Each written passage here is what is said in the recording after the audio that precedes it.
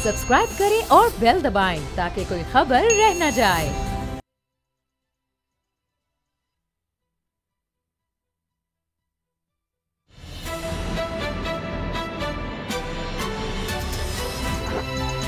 अब पता चला। बिस्मिल्लाहिर्रहमानिर्रहीम, अस्सलामु अलैकुम। मैं हूं मोहम्मद उसामा गाजी और आप देख रहे हैं अब पता चला। आज अल्फाज साथ नहीं दे रहे, दिल गम से भरा है, बात करना मुश्किल लग रहा है। भारत में मुसलमानों के साथ जो हो रहा है, क्या यह क़यामत से कम है? आज भारत में मुसलमान होना सबसे बड़ा जुर्म बन गया है। जिनकी ना जान महफूज है ना इज्जत व आबरू, वो दरोबाम जहां से खुदा की वहदानियत का ऐलान होता है, अमन व आशती का दर्स दिया जाता है, वहां आरएसएस के गुंडे दरिंदगी की वो दास्तानें रकम कर रहे हैं कि जिसे देखकर रूह कांप जाती है। सोशल मीडिया ऐसी वीडियो से भरा पड़ा है। जलाओ है, घेराव है, चुन चुनकर मुसलमानों का खून किया जा रहा है और भारतीय पुलिस बलवाइयों फसादियों का दस्तो बाजू बनी है। घेर घेर कर मुसलमानों को मारा जा रहा है। घरों में घुसकर इज्जत और नामूस की धज्जियां उड़ाई जा रही हैं। नफरत का व्यापार अपनी तमाम तर खबासतों के साथ दिल्ली में मुसलमानों के खून के साथ होली खेल रहा है। यह है मोदी का एजेंडा, यह है हिंदुत्व का नजरिया। मुसलमानों की नस्ल कुशी का खूनी खेल खेला जा रहा है और बीजेपी के रहनुमा गले फाड़ फाड़ कर भारत को मुसलमानों के लिए जहन्नुम बनाने की धमकियां दे रहे हैं।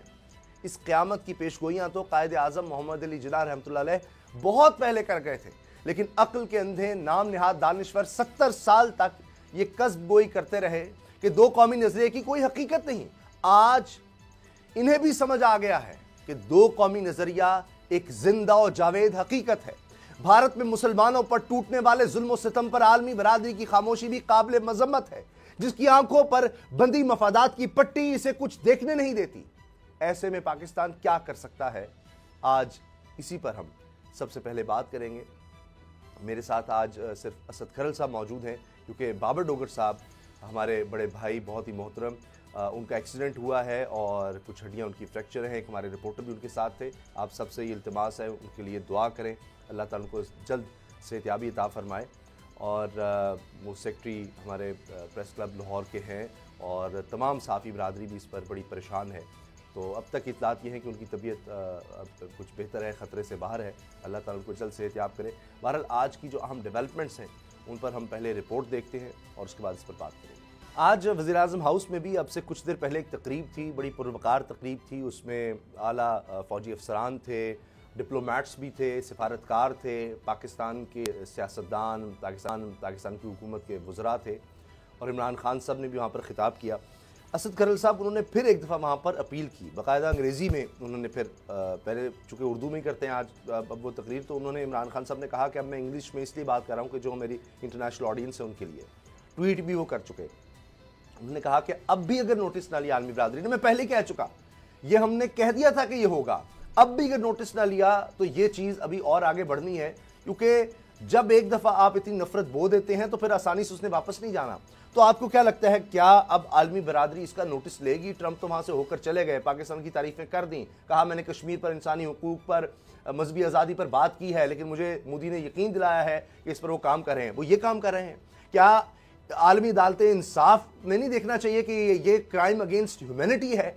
इस तरह से मुसलमानों का कत्लेआम, मतलब खुद कह रहे हैं कि जी 300 लोगों को गोलियां लगी हैं, 25 लोग जो है वो मारे गए हैं। तो जिनको गोलियां लगी हैं उनका क्या हाल होगा? जो मीडिया भारत का बता रहा है वो तो झूठ है, सब फरेब है। वहां तो सरकारी तौर पर कहा गया जी कोई मस्जिद नहीं जली, जबकि ये नजर आ रहा है, बीबीसी की भी रिपोर्ट आ गई कि वहां पर लोगों को मारा जा रहा है, घरों से निकाल कर कत्ल किया जा रहा है। उसामा साहब, जो आप जितना मर्जी ज़मीर झंझोड़ लें, जितने मर्जी ये भारत बर्बरियत कर ले, मुसलमानों का जितना मर्जी कत्लेआम होता रहे, उनकी ख़वातीन जो हैं उनके साथ जिस तरह बेहुरमती की जा रही है, घरों के अंदर घुस के, मसाजिद के अंदर मुकद्दस, देखिए मकामात तो तमाम जो रिलीजन है इसके ऊपर कभी ये सोच भी नहीं सकते। क्या कभी जो चर्च है, कभी कोई गुरुद्वारा है, कभी कोई उनका जो मंदिर है, मुसलमान ये तसव्वुर भी कर सकते हैं, कोई भी दीन के दूसरे मजहबी मकामात की हर दीन जो है वो कहता है कि उनकी आप तकद्दस और उनका इज्जत करें, एहतराम करें, दूसरे मज़ाहिब का एहतराम करें, फिर इंसानियत का एहतराम करें, ह्यूमैनिटी की जो आपने बात की। क्या अब ये मेरे बड़े दुखी दिल के साथ कहना पड़ रहा है, क्या क्रिश्चियंस के साथ इस तरह होता भारत में तो फिर किसी अपील की ज़रूरत थी? फिर डोनाल्ड ट्रंप वापस जाते? क्या ज्यूज़ के साथ ये मामला होता? इसराइल जो है उनके साथ किसी अमेरिकन के साथ, एक बंदे के साथ इस तरह का वाक़या हो जाता, बर्बरियत होती, तो फिर मैं देखता कि किस तरह खामोश रहती आलमी ताकतें, किस तरह खामोश रहता अमेरिका। क्या उनको सफारतकार रिपोर्ट्स नहीं दे रहे? क्या अखबारात, इंटरनेशनल मीडिया, इवन के आलमी अखबारात बर्बरियत के जो मुसलमानों के साथ, जो माइनॉरिटी वहाँ पे जो मुस्लिम हैं उनके साथ जो जुल्मों बर्बरियत की दास्तानें रकम हो रही हैं, क्या अखबार चीख कर नहीं लिख रहे? वाशिंगटन पोस्ट हो, वॉल स्ट्रीट जर्नल हो, CNN हो, BBC मीडिया इलेक्ट्रॉनिक हो, जजीरा हो, तमाम ऑलमोस्ट जो इंटरनेशनल मीडिया है हर जबान में, हर लैंग्वेज में वो फुटेजेस भी दिखा रहा है।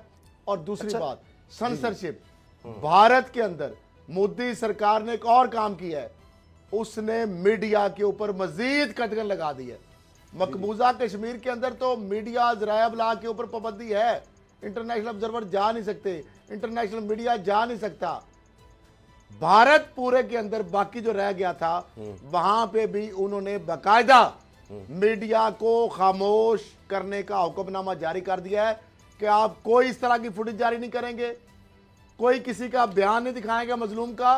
लेकिन मैं उनको दाद देता हूं, उन गैरतमंद जो इवन के हिंदू, सिख, जो बाकी जो मजाहब के लोग हैं, जो इंडियन है, वो ये कह रहे हैं कि आज हमारा सर शर्म से झुक गया है।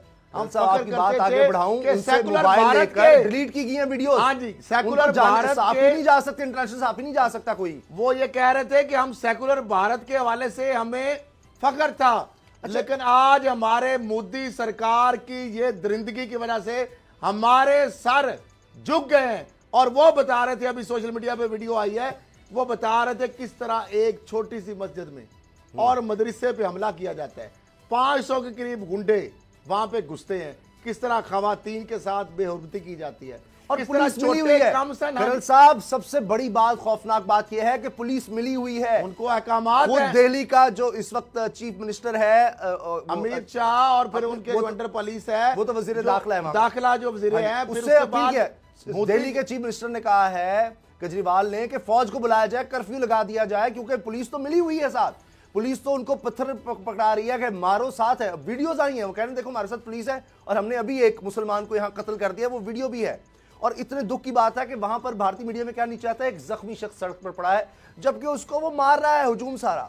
अब ये जो इमरान खान साहब ने कहा, खरल साहब हम इसमें प्रोग्राम करते रहे कि ये मामला कश्मीर से निकलकर अब तो दिल्ली दारुल हुकूमत है, यानी जिसको सबसे बड़ी जमहूरियत ये लोग नाम देते हैं, 1.25 अरब की आबादी, उसका दारुल हुकूमत, विफाक की दारुल हुकूमत, वहां पर ये हालात हैं। Ajit Doval national security adviser खुद जाकर देख रहा है कि हाँ जी कितने लोग मारे हैं, किस इलाके में किस तरह का ऑपरेशन सही हुआ, जो उसका सारा प्लान था वो तो लग रहा है कि ये आंखों में धूल झोंकने की कोशिश कर रहा है सिर्फ दुनिया को दिखाने के लिए कि मैं यहां अमन करने गया हूं। जब उस वक्त आया है जब सब कुछ लुट गया, उनकी दुकानें जला दी गई, जिसका जो सामान था घरों में उसका जला दिया और बच्चों को कत्ल कर दिया, यानी कुछ नहीं छोड़ा, ना जान ना माल, कुछ भी नहीं बचा।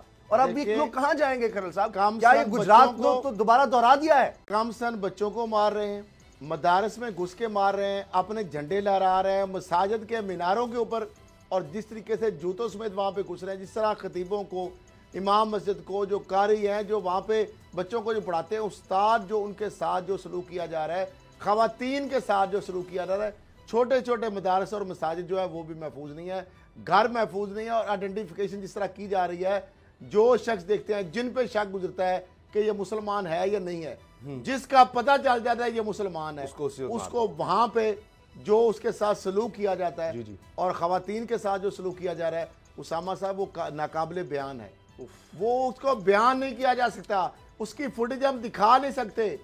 वो ऐसी ऐसी जो दरिंदगी और बर्बरियत की, मेरा ख्याल है ये जो पूरी दुनिया के अगर मजालम और दरिंदगी और सफाकी को अगर इकट्ठा कर लिया जाए तो आज वो सब कुछ, वो सेकुलर भारत का जो दावेदार था वहां पे हो रहा था। इमरान खान, जो प्राइम मिनिस्टर इमरान खान ने आज जो तकरीब हो रही थी और जो 1 साल जो 27 फरवरी कल जिस तरह 2 भारत के तैयारे गिराए और उनका पायलट यहाँ पे उनकी जा रैयत का जो भारतीय जिस तरीके अच्छा, आखिर में खरल साहब कंट्रोल पे वर्किंग बाउंड्री पे जिस तरह खिलाफ वर्जियां की, अच्छा, एक और सिविलियन पे वहां पे जो फायरिंग की गई, कैजुअलिटीज जिस तरह वहां पे जो आपने कहा ना, इमरान खान साहब ने यही कहा है कि अब ये जो मामला किया है मोदी ने, ये इतना मामला आगे बढ़ चुका है कि अब ये वापस नहीं हो सकता। सिवाय इसके अब ये कहते हैं ना, है। जुल्म फिर जुल्म है, बढ़ता है तो मिट जाता है, खून फिर खून है, गिरता है तो जम जाता है। मामला ये है कि ये जो सूरत हाल हो रही है ना, जिस तरीके से देखे भारत के अंदर आजादी के तरीके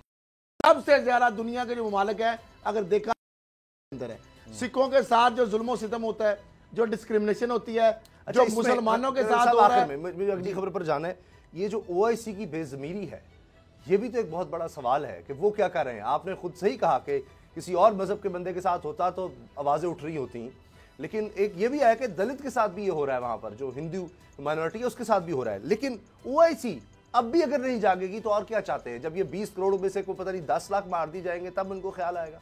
ओवैसी की हैसियत इससे ज्यादा कुछ नहीं। जैसे चेयरमैन कश्मीर कमेटी मौलाना फजल रहमान है, और उनसे अगर आप तवक्को रखते हैं कश्मीर का मसला वो हल कराएंगे, तो ऐसे ही तवक्को रखना ओआईसी से कि वो भारत में मुसलमानों के जो मजालम है उनके ऊपर उनका हाथ रोकेगी, या मकबूजा कश्मीर के ऊपर जो है। एक और दुख की बात बताएं, यूएनओ की जब सिक्योरिटी जब काउंसिल का इजलास हो रहा था जनरल असेंबली में, तो वहां पे उस वक्त आप भूल नहीं गए नाज़रीन के लिए, उस वक्त जब प्रेशर आया था पूरी दुनिया ने, जब भारत कहता था हमारा टूटेंग है, इंटरनेशनल मसला आया, अब अक़वाम मुत्तहिदा की करारदादें मौजूद है, हक़ खुद इरादियत वाला, वहां पे जब ये प्रेशर आया तो उन्होंने कहा जी हम कर्फ्यू उठा रहे हैं। किधर है कर्फ्यू? उठ गया, लॉकडाउन खत्म हो गया, सब ज़राए अबलाग पे बंदी उठ गई है, तो वहां से मामला आगे होते होते देखें जब फिरौनियत। और अगर ये गुजरात में, खरल साहब, अगर गुजरात में ये उस वक्त एक्शन ले लिया हाँ तो अब ये 15-20 साल पहले की बात, तो आज ये ना होता। लेकिन ये वो उनको हौसला हो चुका है कि गुजरात में कत्लेआम करके मुसलमानों का 200 के करीब लोग देखे, अब वो कहते हैं मेरा क्या बिगाड़ नहीं। अच्छा, लेकिन एक और दुख की बात खरल साहब कि मुसलमानों के साथ वहाँ ये कुछ हो रहा है, और 3 दफ़ा वज़ीर आज़म रहे मियां नवाज शरीफ साहब, उनके भाई शहबाज शरीफ साहब पाकिस्तान की तारीख में सबसे ज़्यादा मेरा ख्याल है उन्होंने वक्त गुजारा है बतौर वज़ीर आला पंजाब में। उनको इस वक्त क्या पड़ी है कि जनाब मार्च में उन्होंने ये नहीं कर रहे कि अच्छा मिलकर हम कोई रैली का इनेकाद करें, कोई मिलकर इस हवाले से बात करें जो जुल्म हो रहा है। उन्होंने एक नया काम शुरू कर दिया है कि जनाब मार्च में हम हुकूमत गिराने के लिए फजल रहमान से मिलने लगे हैं दोबारा। उसामा साहब माजरत के साथ पहले जब कश्मीर में लॉकडाउन हो रहा था, उनकी हैसियत खत्म की गई थी, उस वक्त में पाकिस्तान के अंदर एक ड्रामा रचा दिया गया था। पूरी कौम यकसू होने जा रही थी, पूरी कौम मकबूजा कश्मीर के साथ जो उसकी अटेंशन थी, दुनिया को हम फोकस कर रहे थे, दुनिया की तवज्जो दिला रहे थे वज़ीर आज़म इमरान खान साहब, और पूरी कौम, तमाम जमातें, लोग, पाकिस्तानी गयूर अवाम और पूरे आल में जो पूरी दुनिया की ताकतों को हमने ये बावर करा दिया, कश्मीर को मनवा दिया इशू, पूरी दुनिया का मीडिया। और उस वक्त भी अटेंशन डाइवर्ट कहां पे कर दी गई? एक धरना लेके इस्लामाबाद की तरफ चढ़ाई कर दी गई।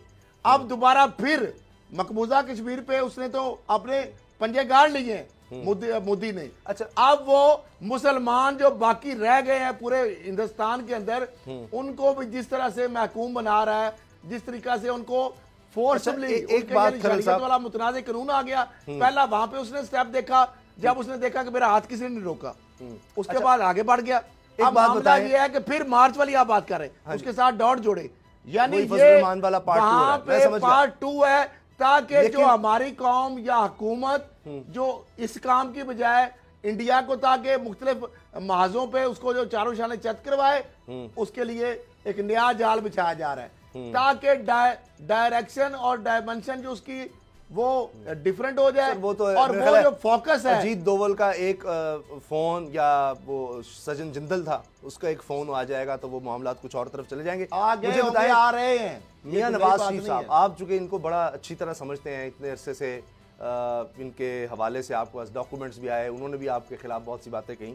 मियां नवाज शरीफ साहब का ये जराए से कहा जा रहा है, क्योंकि अब जराए से आपको पता है जराए किस तरह के होते हैं, मीडिया में खबर पूरी तरह फैलाई जा रही है, प्लांट की जाती है, फ्लोट की जाती है खबर। ये आप बताएं, मियां नवाज शरीफ साहब ने ये खबरें चल रही हैं मीडिया में, मियां नवाज शरीफ साहब ने फैसला कर लिया है कि जी अगर अदालत ने मुझे इजाजत दी मैं वापस आ रहा हूं, बस। और शहबाज शरीफ का बुलाया है, उनको कह दिया है मैं वतन वापस जा रहा हूँ, पाकिस्तान वापस जा रहा हूँ, और अगर ये मेरी बात नहीं मानेंगे, मुझे वापस बुलाएंगे तो बस। और वो शहबाज शरीफ साहब, फैमिली बड़ी परेशान है, उनको मना रही है कि चंद दिन में आपका ऑपरेशन होने लगा है। वो कह रहे जी मेरी बीमारी पर सियासत हो रही है, मैं बर्दाश्त नहीं कर सकता। इश्तिहारी करार देने लगे हैं, उनको मफरूर करार दे दिया है पंजाब हुकूमत ने, विफाक से कह रहे हैं जिनको इश्तिहारी करार दिया जाए। तो मियां नवाज शरीफ साहब की क्या अब वो अना, उनका ज़मीर जाग गया है कि वो बर्दाश्त नहीं कर सकते कि मैं 3 दफ़ा वज़ीर आज़म रहा हूँ, मुझे कोई कैसे इश्तिहारी करार दे सकता है, इसलिए मैं वापस जाऊँगा। इसको कहते हैं उल्टा चोर कोतवाल को डांटे। ये वो मिसाल। नवाज शरीफ साहब जो गए हैं वो इन्हों बाहोशो आवाज थे, अपनी मर्जी से गए हैं, खुश खुरम, अशाश बशाश। एयरपोर्ट पे पूरी दुनिया ने चश्मे फलक ने देखा जब जहाज़ पे बैठ रहे थे, कोई व्हील चेयर नहीं थी, कोई सहारा नहीं था। उसके बाद लंदन में वो मज़े ले रहे हैं, कोई हॉस्पिटल दाखिल नहीं हुए, कोई किट नहीं लगी, कोई प्लेट से ऊपर नीचे नहीं हुए, किसी डॉक्टर की ज़रूरत नहीं है, कोई एयर एम्बुलेंस की ज़रूरत नहीं है उनको पड़ी। होटलों में खाने खा रहे हैं, वॉक कर रहे हैं, जलसे यानी अपनी क्या जो खुफिया मीटिंग्स कर रहे हैं, व्हाट्सएप पे, सिग्नल के जरिए और सब चल रहा है, ज़राए से वो सारी चीज़ें हो रही हैं, डायरेक्शन और इधर उधर आपस में साजिशें भी हो रही हैं। अब मामला ये है कि ये जो आप कह रहे हैं ना, खबरें चल रही हैं। पहले क्या खबर चली कि मरियम साहबा थ्रेट करना शुरू कर दिया जी मैं बोल पड़ूंगी। एक दफ़ा उन्होंने डीपी लगा दी, फिर उसके बाद उन्होंने कहा जी मैं बोलूँगी, मुझे बाहर भेजा जाए वरना मैं बोल पड़ूंगी, मैं निकल पड़ूंगी। भाई आप निकलें, आप बोल लें, ना तो आप कैद में हैं, ना आपका कोई ट्विटर किसी ने आपको उसको कुछ सील किया है, हैंडल आपका आज़ाद है, आप खुद आज़ाद शहरी हैं पाकिस्तान की अभी तक। जी। तो आप जो चाहें कर सकती हैं, आपको किसी ने रोका है, आप निकलना चाहें जाएं, लेकिन आप इसलिए बैठी हुई हैं कि आपको पता है कि डीलिंग वीलिंग के चक्कर में आप इसलिए चुप करके बैठी हुई हैं, आपने मतलब के लिए खामोश है, वरना आप खुशी से। अच्छा, अगर ये लाहौर हाई कोर्ट से इजाजत मिल जाती है, 11 मार्च को मेरे ख्याल है हाई कोर्ट में ही है केस। दूसरी बात वो तो हाई कोर्ट का, दूसरी बात है नवाज शरीफ साहब। नवाज शरीफ साहब की किस स्टेटमेंट को हम दुरुस्त कहें। पहले जब वहां पहुंचे तो एक बयान आ गया, ट्वीट आ गया हुसैन वली को उनको जहर दिया गया। हमने कहा कि जहर दिया गया तो फिर घर से खाना आता था, डॉक्टर दौरान उनको शामिल तफसील किया जाए, उन्होंने चुप हो गए। फिर उसके बाद वहां पे कहा जी वो दाखिल हो रहे हैं, वो भी ट्रक की बत्ती। फिर उसके बाद जी वो टेस्ट हो रहे हैं, वो ट्रक की बत्ती। रिपोर्ट्स आ रही हैं जा रही हैं, वो ट्रक की बत्ती। उसके बाद क्या हुआ कि नवाज शरीफ साहब ने एक नई बेपरकियां शुरू हो गई। पहले शहबाज शरीफ का आया जी वो मार्च में आ रहे हैं, राना सनाउल्लाह ने बयान दिया, फिर वो आ सकते हैं, आ जाएंगे, इम्कान है। फिर मार्च की बात आ गई, फिर नवाज शरीफ साहब का अच्छा जी वो बिल लिख दी है, तो फिर ये ख्वाजा आसिफ वो बिल लिख दी है, सुन उन्होंने अपनी वसीयत लिख दिया जी। फिर उससे पहले आया कि नवाज शरीफ साहब ने कहा कि मैं जब तक मरियम साहबा नहीं आएंगी मैं इलाज ऑपरेशन नहीं कराऊंगा, ये बात उन्होंने शर्त रख दी। फिर उसके बाद उन्होंने कहा जी आप उन्होंने वसीयत लिख दी है। फिर उसके बाद उन्होंने कहा जी मैं वो वसीयत अभी ना बस वो अनाउंस करने लगा हूं। फिर उसके बाद कहा नहीं मैं कुछ साफियों को बुला के ना तो मैं सारे राज उगल दूंगा। उसके बाद वो कहानी चल गई। अब वो ये कह रहे हैं कि जी वो अब इसको कहते हैं कि हाथ ना पहुंचे थू कौड़ी और खसियानी बिल्ली खंबा नोचे। जब उनको पता चल गया है कि पंजाब हुकूमत ने उनका जो सारे ड्रामे थे, जो 2 नंबरियां थी, जो जाल से, मैं नहीं कह रहा, फवाद चौधरी साहब एक वजीर है, वफाकी वजीर है पीटीआई की रिपोर्ट अभी तक किसी लेबोरेटरी की मैंने तो नहीं कही, ये कह रहे हैं कि रिपोर्ट जाली है, लेबोरेटरी की कोई रिपोर्ट आ गई, रिपोर्ट को इस तरह जाली रिपोर्ट है जिस तरह पाकिस्तान में बनती है, बरतानिया में तो नहीं बन सकती सर। वो भी तो बन गया था, वो कौन से ट्रस्ट डीड भी तो ना ना ना ये बात ना, मैं जेरी फ्रीमैन जो 3 उसकी हालांकि डिफॉल्टर कंपनी है, बहुत सारी डिफॉल्ट कंपनियां हुई, मैं वहां पे गया पनामा के पहले यानी 12 अगस्त 1998 से लेके और 13 अगस्त जो पहली रजिस्ट्रियां लैंड, लेकिन उसने भी डेट जो है ना, डेट उसके बाद नहीं हुआ क्या, जेरी फ्रीमैन ने जो दिया था ट्रस्ट डीड जो बनाई थी उसने बेस्ड ऑन डॉक्यूमेंट थी। सुन लें वारदात क्या हुई। अच्छा जब यहां पे आई चैम्बर में तो मरियम साहबा ने वही ट्वीट कर दी, अपनी फेसबुक पे लगा दी, और जो जज जो बुकला साहब ने कहा ये तो पकड़े जाएंगे, यहाँ पे उन्हें एक पेज चेंज करके चांपा लगा दिया और बीच में वो सारी नहीं डेट वही थी, वो तो पुरानी डेट बनाई थी ना, उसमें भी वो कहते नकल के लिए एक पेज उन्होंने चेंज किया, उनकी मोहर और साइन वो डिफरेंट किए, यानी जो मरियम साहबा के ट्विटर पे जो थी वो जेरी फ्रीमैन असली थी, सही उन्होंने कर दी। वकीलों ने कहा फर्क क्या था बाद में पेज किस लिए फर्क में इसलिए लगाया कि उसमें तो बिल्कुल वो साबित हो गया केस, क्योंकि उसने डॉक्यूमेंट की बेस पे बनाई थी, इन्होंने एक पेज चेंज करके उसमें फैक्ट चेंज कर दिए, फैक्ट चेंज करके इन्होंने वो जो सुप्रीम कोर्ट में लगाई, अच्छा ये बताएं, वो फिर डिफरेंट थी। फिर ये नहीं आ रहे मियां नवाज शरीफ साहब या शहबाज शरीफ ये साहब, वो जो कोई कह नहीं रहे हैं आ रहा है, ये कोई चक्कर नहीं है, ये इसी तनख्वाह पे काम करेंगे 2023 तक। ये और ख्वाजा आसिफ क्या पैगाम जान रही है, ये पैगाम, ये धमकियां हैं, ब्लैकमेलिंग सर ब्रेक से पहले ख्वाजा आसिफ ब्लैकमेलिंग, धमकियां, ड्रामेबाजियां, नौसरबाजियां, आनियां जानियां, जालसाजियां। अब मुझे ये बताएं, ये सर्वाइवल के लिए क्या करें? जा रहे हैं? ख्वाजा आसिफ जा रहे हैं लंदन, ख्वाजा आसिफ लंदन जा रहे हैं। चौधरी निसार जाके लंदन क्या कर रहे हैं? ख्वाजा आसिफ ने लंदन क्या नाराज है ना, वो तो नाराज है, वो तो मिले तो ख्वाजा आसिफ तो बेचारे, वो तो सारी बात पहले भी लंदन से मैसेज क्या लेके आए थे, उनके ऊपर आपने देखा। ख्वाजा आसिफ ने तो साफ कहा है, उन्होंने लाइव मीडिया में जाकर कहा कि सारा कसूर कारकुनों का है, आया ही कोई नहीं नवाज शरीफ के लिए कभी। तो अब कहां से कारकुन निकल आए हैं? अब कहां से कारकुन? मेरा ख्याल यही लेकर जाएंगे कि मियां साहब आप अगर ये फैसला वाकई आप कर रहे हैं तो ना करें। कहां कर रहे हैं? मुझे डरा रहे हैं, ब्लैकमेल कर रहे हैं। ब्रेक ले लेते हैं जी, ब्रेक का वक्त है और ब्रेक के बाद बात करेंगे कि नैब बड़े गुस्से में है कि ये क्यों एहसन इकबाल साहब और शाहिद खान अब्बासी की जमानत हो गई है, तो वो अब इस पर कुछ करने जा रहा है, उसके बारे में आपको बताएंगे ब्रेक के बाद।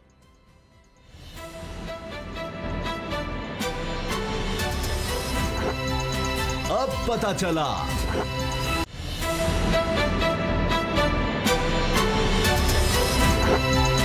अब पता चला। जनाब नैब ने हार मानने से इनकार कर दिया है और शाहिद खान अब्बासी और एहसन इकबाल साहब की जो ज़मानत हुई इस्लामाबाद हाई कोर्ट से, उसके खिलाफ सुप्रीम कोर्ट जाने का फ़ैसला कर लिया है। अब सुप्रीम कोर्ट से किस तरह रिलीफ मिलेगा, एक बहुत बड़ा सवाल है और असद खरल साहब तो खुद बहुत से केसेस में सुप्रीम कोर्ट पेश होते रहते हैं, इनसे इस बारे में भी बात करनी है। खरल साहब ये भी बताएं, लेकिन साथ जो राना सनाउल्लाह साहब वाला मामला है, क्या नैब ने अब उनकी अहलिया, बेटी, दामाद, उनसे भी तहकीकात का फैसला कर लिया है आमदन से ज़्यादा असासों के बारे में, और उनके जो प्लॉट्स हैं बिस्मिल्लाह सोसाइटी में उन्होंने प्लॉट्स ख़रीदे हुए हैं, कई फैसलाबाद में दुकानें हैं, प्रॉपर्टीज़ हैं, RSK लिमिटेड में सरमाकारी से मुतल्लिक इनसे पूछा जाएगा। तो ये कोई इतने सादा लोग तो नहीं है कि इन्होंने सब कुछ डॉक्यूमेंट्स के साथ ना रखा हो। खुद राना सनाउल्लाह साहब वकील, वज़ीर रहे, सारे अकाउंटेंट्स, ये सब इनकम टैक्स, FBR, ये सब मामला ये समझते हैं क्या इतना आसान होगा कि जनाब ये आमदन से ज़्यादा साथ से इन्होंने बड़े आराम से बना लिए होंगे, इन्होंने सब कुछ पक्का काम किया होगा। देखिए साबिक़ वज़ीर-ए-आज़म नवाज शरीफ साहब ने जब उनके ऊपर इल्ज़ाम आया और ये पनामा के हवाले से एक इंटरनेशनल स्कैम आया, तो असम्बली के अंदर आपने देखा था मशहूर ज़माना उनकी जो स्पीच थी और कौम से जो खिताब था, ये हैं वो ज़राए, ये हैं वो ज़राए, और बड़ी तरतीब से इस तरह कागज़ वो रखते जा रहे थे, और आज तक असम्बली के रिकॉर्ड में वो कागज़ कहीं हैं। यानी इस हद तक अदाकारी। और वकील ने अदालत में क्या कहा कि जी वो नहीं, वो सियासी बयान था, वो सियासी पार्लियामेंट को छोड़ दे, ये ऑन रिकॉर्ड कहा सुप्रीम कोर्ट के सामने। हाँ जी, कि जनाब वो तो सारा छोड़ दे। अच्छा, अगली बात, उनके बेटे हुसैन नवाज ने जो बातें की, उनकी साहबजादी जो जिनकी लंदन तो क्या पाकिस्तान में भी कोई जायदाद नहीं थी, फिर 1485 के नाल अचानक से आ गई और पौने 1 अरब तकरीबन 94-90 करोड़ जो तोहफा मिल गया, और फिर बाहर से शेयर और इधर से उधर से गैर मुल्कियों के उनकी तरफ से अचानक जो है बारिशें होनी शुरू हो गई। उनकी गाड़ी जो है सस्ती बहरहाल 1 करोड़ की थी और 5 करोड़ की बिक जाती है, ठीक है ना, जो गिफ्ट मिलती है और किस तरह होता है सारा मामला।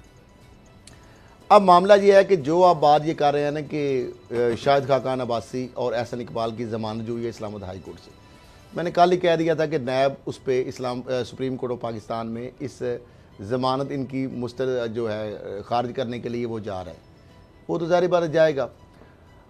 दूसरी बात ये आपने कहा कि राना सनाउल्लाह, उनका दामाद, एहलिया, बेटी के जो असासे हैं, जो आपने कुछ तफसील बताई शॉर्ट सी।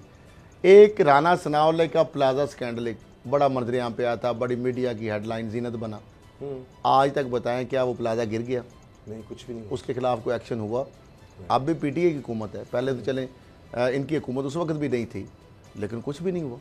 फिर उसके बाद राना सनाउल्लाह साहब के जो कब्ज़ों के हवाले से बड़ी बड़ी दास्तानें आई फैसलाबाद के हवाले से, उसके ऊपर उनके ऊपर कोई कार्रवाई हुई नहीं हुई।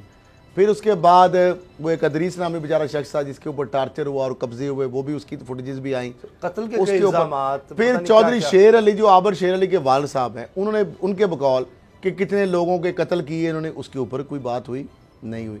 आप ये कह रहे हैं कि इतने सादा, वाकई इतने सादा लोग नहीं हैं। राना सनाउल्लाह साहब, क्या आप इतने भी वो वकील भी हैं, क्या इतने बेवकूफ़ हैं कि वो कोई भी जो काम करेंगे उसका फुटप्रिंट कोशिश तो करेंगे कि ना रहे? लेकिन मामला ये है कि सिंपल सी बात है, राना सनाउल्लाह साहब MP है, और उससे पहले क्या थे, जब से वो पब्लिक ऑफिस होल्डर है हाँ जी। और उनकी अहलिया, उनके भाई, उनके वालिद, इनके एमपीए बनने से पहले उनकी कितनी जायदाद थी, इनकी बेटी, इनके दामाद, ये सारे जो लोग हैं, जब राणा सनाउल्लाह साहब पब्लिक ऑफिस होल्डर नहीं थे, उससे पहले राणा साहब की इनहेरिटेड प्रॉपर्टी कितनी थी, कितने बड़े केसेस के अंदर उन्होंने फीस ली, या कौन कौन से केसेस के अंदर वकालत आपने करते उनको देखा? मैंने तो नहीं देखा, मुझे नहीं पता, याद होगा कोई, जब से मैंने देख रहा हूँ कि वो सियासत में ही हैं, कभी वो वज़ीर हैं, कभी वो एमपी हैं, कभी पार्लियामानी सेक्रेटरी हैं, तो जाहिर बात है मैंने तो केस उनको करते नहीं कभी देखा, या कोई बड़े बड़े केस उनके कोई क्रेडिट पे हों कि जनाब इसमें इतने 5 करोड़ ले ली, इसमें 10 करोड़ ले ली। नहीं, अदालतों में नहीं पेश। अच्छा, अब मामला ये है कि राणा सनाउल्लाह साहब के ऊपर एक मनशियात का केस भी आ गया, मनशियात के जो स्मगलर हैं उनसे राबतों के वाले से वो केस एक अलहदा से चल रहा है, अभी उसका फैसला तो नहीं हुआ, उसमें बरी नहीं हुए, अभी उसमें एक सजा नहीं हुई, वो ट्रायल चल रहा है। तो ये जो असासा जात का केस है, जो कुछ तफसील आपने बताई, एक लंबी लिस्ट है, ऑलमोस्ट 41 के करीब है प्रॉपर्टीज राणा सनाउल्लाह साहब और उनके जो अजीज़ो कारब की, फिर आगे बेनामीदार हैं, फिर एसोसिएट्स हैं। तो मामला ये है कि ये जो चीज़ें हैं उसामा साहब, उन्होंने सिर्फ दिखाना है कहाँ से इन्होंने पैसे कमाए। तो मामला सिर्फ 2 + 2 4 है कि आपकी तनख्वाह एज ए MPA या मिनिस्टर कितने % प्रिविलेज मिलते थे, और आपके अखराजात कितने थे, और ये आपकी आमदन थी, और ये आपके अखराजात थे, और ये जो फिर जायदादें हैं ये कहाँ से आई, इसका ज़राए आमदन क्या है, इसका जो सवाल पूछेंगे इसका वो जवाब नहीं देंगे।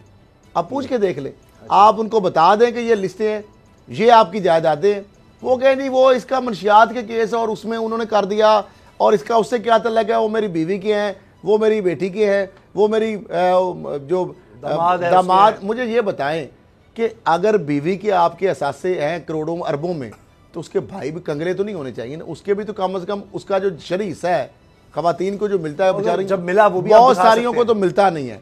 क्या उनकी इनहेरिटेड प्रॉपर्टी या असासे उनके भाई भी क्या अरबोंपति हैं? क्या उनके वालिद अरबोंपति हैं? क्या आपके जो दामाद हैं उनके भाई, वालिद, माँ बाप वो अरबपति या करोड़पति हैं?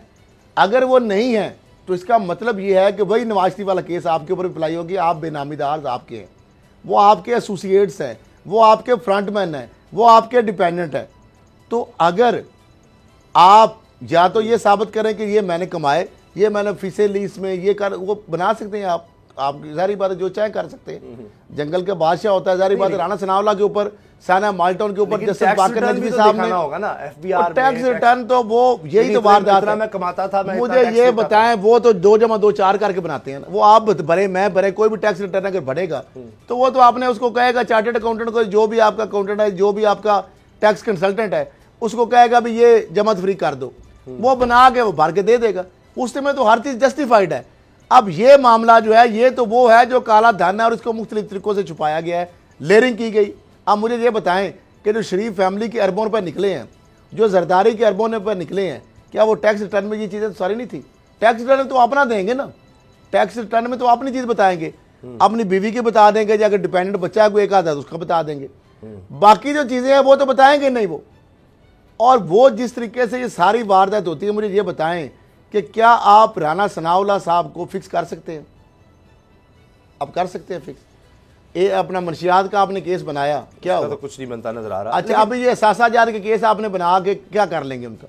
कुछ भी नहीं होगा, इसलिए कि आपके इदारों में जो लोग बैठे हुए हैं वो या तो उनसे डरते हैं, या कंप्रोमाइज करते हैं, या नाहल हैं, या उनके अंडर काम कर चुके या उनके अंडर काम कर चुके हैं, उनके साथ हैंड इन ग्लव्स हैं, या वो अगर काम करने वाले लोग हैं तो उनको साइडलाइन किया गया हुआ है। अब मामला ये है कि यही वजह है कि एहसन इकबाल जब वो नैब का मजाक उड़ रहा है, शायद खाकान अब्बासी के केस में नैब का मजाक उड़ रहा है, इसमें तो कोई शक नहीं है, सुप्रीम कोर्ट इन्वेस्टिगेशन प्रोसिक्यूशन ठीक है, मैं ये नहीं कहता कि जमानत होना कोई बड़ी नॉर्मल बात नहीं है, कोई गैर मामूली बात नहीं है। अगर आप एक मुलजम को पकड़ते हैं तो इनोसेंट अनटिल प्रूव गिल्टी, हर शख्स का ये कोर्ट ऑफ लॉ जैसे भी बात करेंगे, इखलाकी तौर पर, आईनी तौर पर, कानूनी तौर पर। जस्टिस रिटायर्ड हैं जावेद इकबाल साहब, उनकी जेर सदारत इजलास होता है, उसमें फैसले होते हैं कि किसके खिलाफ क्या केस बनना है। वो ठीक है, इंक्वायरी ऑथराइज की, इन्वेस्टिगेशन किसकी, बेस्ड ऑन डॉक्यूमेंट्स, जी। उसके लिए बकायदा एक डेलिब्रेशन देखते होंगे ना, वो भी जज रहे हैं कि मैं कहता हूं पहले डेलिब्रेशन जो नैब है उसके नीचे होती है, उसके बाद डीपीजी होता है, डीजी नैब होता है रिस्पेक्टिव चैप्टर का, ब्यूरो का, उसके साथ सीआईटी होती है, केस अफसर होता है, डायरेक्टर होता है, आईओ होता है, सारे लोग होते हैं। वो अपनी डॉक्यूमेंट रखते हैं, पहले सीवी होती है, फिर उसके बाद दूसरा स्टेप इंक्वायरी होती है, सारी चीजें डिटरमिन की जाती है, फिर उसको इन्वेस्टिगेशन में कन्वर्ट किया, हेडक्वार्टर में जाता है, वहां पे यही डेलिब्रेशन होती है, चेयरमैन नैब, डिप्टी चेयरमैन नैब, पीजीए, डीपीजीए, एडिशनल पीजीए, और वो डीजी रिस्पेक्टिव डायरेक्टर, केस अफसर, आईओ, सारे प्रोसिक्यूटर वगैरह, डीपीजीए सारे होते हैं। मामला यह है कि ये तो एक स्टेप हो गया। उसके बाद इन लोगों को पकड़ लिया, अब पकड़ने के बाद इन्वेस्टिगेशन, फिर रेफरेंस। अब रेफरेंस जब फाइल नहीं होता या डिले होता है तो कोर्ट ये कहती है कि आपने मुलजम को जब रेफरेंस फाइल कर नहीं किया तो अगर फर्ज करे वो कल को कोर्ट उसको बरी कर देती है, तो 2 साल या 1 साल अंदर रहेगा, वो कौन जिम्मेदार होगा? इसीलिए तो जब तक ब्रेक का वक्त है, ब्रेक के बाद हमने बात करनी कोरोना वायरस के हवाले से, क्योंकि पाकिस्तान के इर्द गिर्द जितने ममालिक हैं उनमें कोरोना वायरस रिपोर्ट हो गया है। तो अल्हम्दुलिल्लाह अल्लाह ताला ने पाकिस्तान को महफूज रखा है, लेकिन क्या इसके इंतजामात हैं, कितना ख़तरा है, क्योंकि पाकिस्तान ऐसा लग रहा है घिर चुका है हर तरफ से। अफगानिस्तान में भी रिपोर्ट, ईरान में, चीन में, इस हवाले से बात करेंगे ब्रेक के बाद।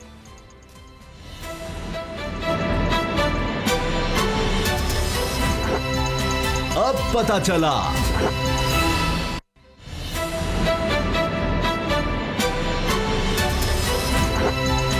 अब पता चला। कोरोना वायरस का फैलाव बढ़ता चला जा रहा है। 30 ममालिक में अब तक रिपोर्ट हो चुका है। 77,000 लोग इससे मुतासर हुए हैं। सिर्फ चाइना में 2600 अफराद इसकी वजह से हलाक हो चुके हैं। अब मसला ये है कि अफ़गानिस्तान, ईरान, कुवैत, बहरीन, उर्दन, इसराइल, इटली, ये जनूबी कोरिया, यूरोप तक में ये केसेस रिपोर्ट हो रहे हैं और ख़दशात इसमें बहुत ज़्यादा हैं। खरल साहब, कहा यह जा रहा है पाकिस्तान की तरफ से इंतज़ामात पाकिस्तान ने अपनी तरफ से किए हुए हैं, अल्लाह ना करे कि कोई भी पाकिस्तान में ऐसा केस रिपोर्ट हो।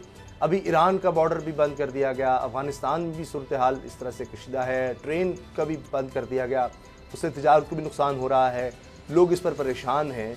आपको लगता है कि हुकूमत इस पर जो इक़दाम करने चाहिए कर रही है? क्योंकि बड़ा प्रेशर भी आया कि जो बच्चे, तालिब इल्म या लोग, ये चाहे वो ईरान में हों, ज़ायरीन वहाँ पर गए हों, या चीन की बात की जाए शुरू से, तो उन्होंने बड़ा एहतजाज भी किया कि उनको वापस क्यों नहीं लाया जा रहा, जबकि यकीन दहानी चीन की तरफ से भी हुई, हुकूमत पाकिस्तान की तरफ से भी हुई कि उनको बेहतरीन सहूलियात वहाँ पर मिल रही हैं और उनको प्रोटेक्ट किया जा रहा है, सब कुछ है, मगर फिर भी क्या पाकिस्तान कुछ और कर सकता है?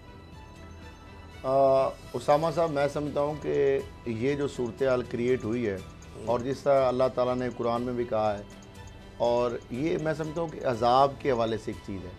अगर थोड़ा सा पीछे जाएं तो चीन के अंदर जो हिजाब के हवाले से, जो जिस तरीके से कुरान मजीद और जिस तरह किताबें और मसाजिद के अंदर जिस तरह संज्ञांग में और जो जिस तरह हुआ, और फिर जिस तरह हराम चीज़ें जो हैं जो खाई गई, जिस तरह वो चीज़ें सामने आ रही हैं, वो चमगादड़ और उनके सूप बन रहे थे और इस तरह की चीज़ें वो खा रहे थे, और वो जानवरों से, क्योंकि कोरोना वायरस जो है ये जानवर से इंसान में मुंतकिल होता है और फिर इंसान से इंसानों में मुंतकिल होता है। ये अब बात है कि जंगली जानवर, कोई चमगादड़ कहता है, कोई दूसरा एक जानवर। अच्छा, मामला ये है कि ये सारी चीज़ें जो हो रही हैं, इसमें मुझे बताएं कि दुनिया के, जिस तरह आपने कहा कि 30 ममालिक में, जिसमें बड़े तरक्की याफ्ता ममालिक भी हैं, स्विट्ज़रलैंड तक, अमेरिका और बहुत सारे ममालिक के अंदर, और भारत के अंदर ये डिटेक्ट हो रहे हैं चीज़ें।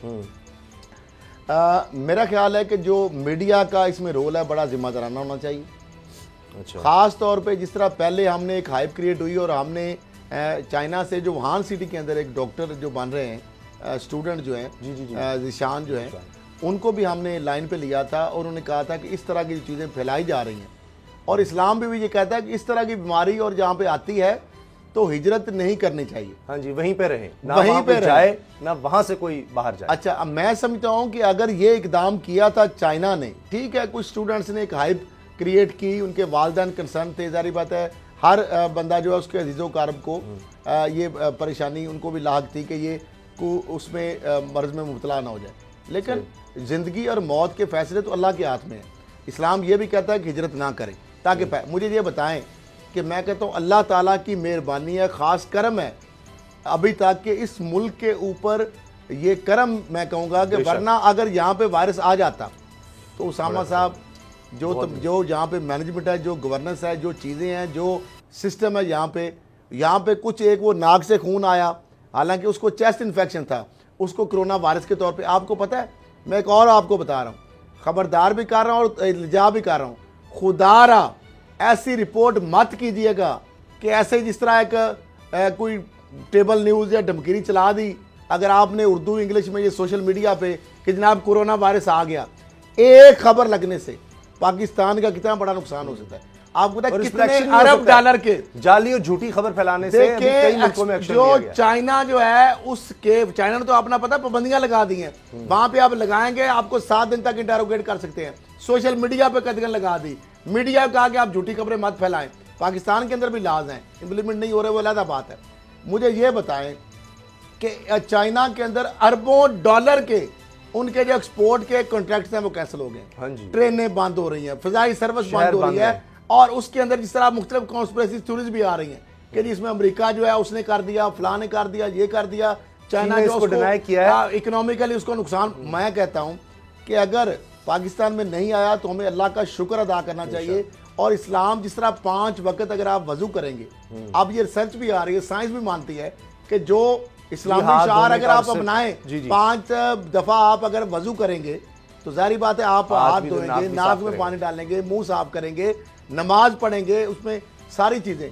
तो ये चीज भी आप खुद ये अदराक। फिर दुआ जिस तरह है कि जिस तरह वो कुरान की दुआ है, बार बार हम बोल न्यूज पे दिखाते हैं ताकि ये भी कि या अल्लाह में जो मुजी मर्ज है उनसे कोड और अल्लाह ताला करे जी, ये तो हमें दुआ भी करनी चाहिए, क्योंकि जो दुआएं हैं ना दूसरी मेडिसिन या उसके जो अरेंजमेंट है, जो प्रिक्योर है, वो शायद मुश्किल हो जाए।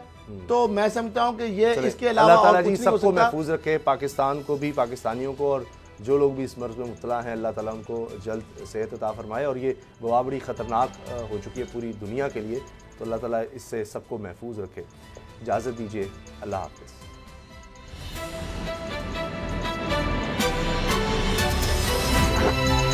अब पता चला।